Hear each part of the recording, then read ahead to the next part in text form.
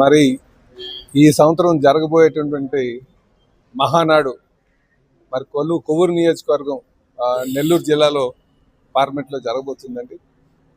మరి ఇక్కడ ఈ ప్రాంతం చూసిన తర్వాత మరి ఎన్నో మహానాడులు చేశాం, కానీ ఇంత మంచి ప్రాంగణం ఎక్కడ చూడలేదు.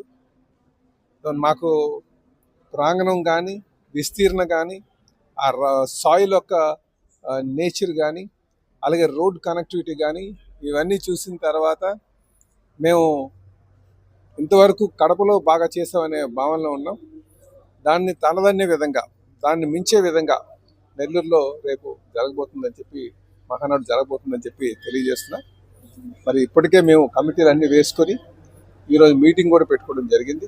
ఆ కమిటీలు సుమారు 20 కమిటీలు, అది ట్రాన్స్పోర్టేషన్ కావచ్చు, కోఆర్డినేషన్ కావచ్చు, స్టేజ్ కమిటీ కావచ్చు, ఫుడ్ కమిటీ కావచ్చు, అలాగే డెకరేషన్ కమిటీ కావచ్చు, మీడియా కమిటీ కావచ్చు, ఇలాగ 20 కమిటీలు వేసుకొని దానికి కన్వీనర్, కో కన్వీనర్, కమిటీ మెంబర్స్ని పేర్లు కూడా ఇప్పటికే ప్రెస్ రిలీజ్ కూడా ఇవ్వడం జరిగింది. సో వీళ్ళందరితో మీటింగ్ పెట్టుకొని